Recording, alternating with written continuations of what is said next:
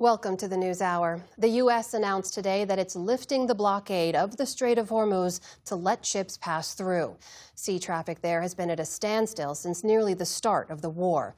And Iran's supreme leader, Mojtaba Khamenei, blessed the deal with the U.S., saying it was, quote, desperation that drove President Trump to the bargaining table.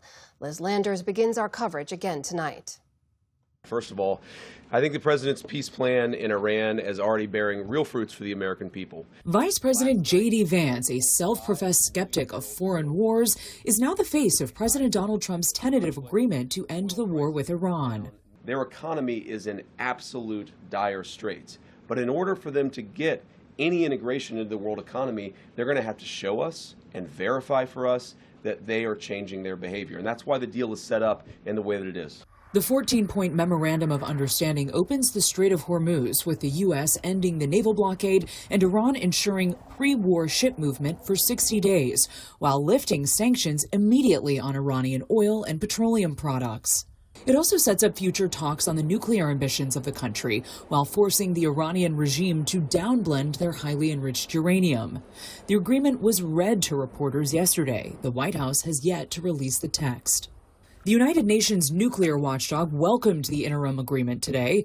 Director General Rafael Grossi said his agency would be involved in technical discussions to implement the agreement. And now it's for us to sit down with our American colleagues, our Iranian colleagues, and start formulating the concrete steps that will have to be taken. In Tehran today, some Iranians reacted with skepticism and pessimism about the newly signed deal. I have no hope at all that this agreement will be carried out, because America has proven numerous times that it's nothing but a liar.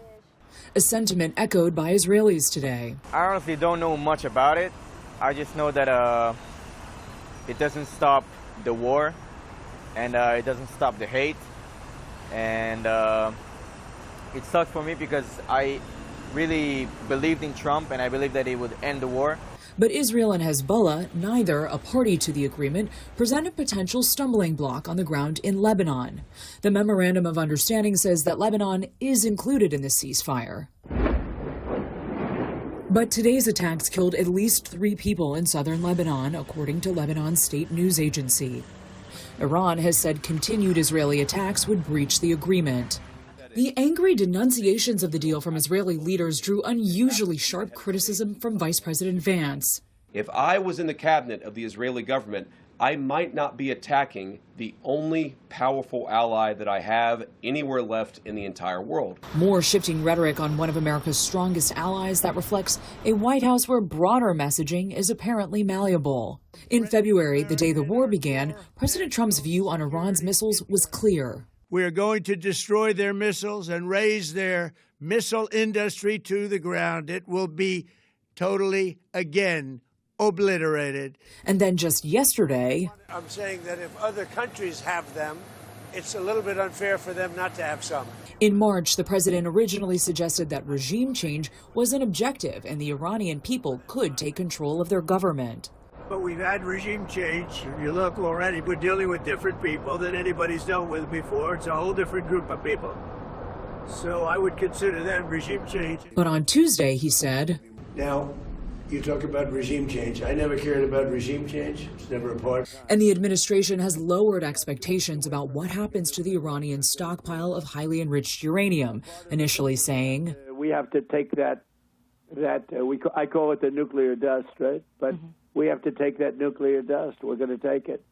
And that's part of our negotiation with Iran. But the agreement only stipulates that Iran must downblend the material on site pending broader negotiations. They have promised not to enrich. They have promised that they would allow inspectors in to destroy that highly enriched stockpile. And then, of course, it's not usable anymore. You take it somewhere else. This afternoon, the president made sure to tout the stock market, saying, the stock market just hit a new all-time high. The 401ks just hit a new all-time high. And oil is dropping like a rock. Other than that, it's another day in paradise. Meantime, Vance was expected to attend a signing ceremony with the Iranians in Switzerland on Friday, but told reporters today that timing may slide into the weekend. For the PBS News Hour, I'm Liz Landers.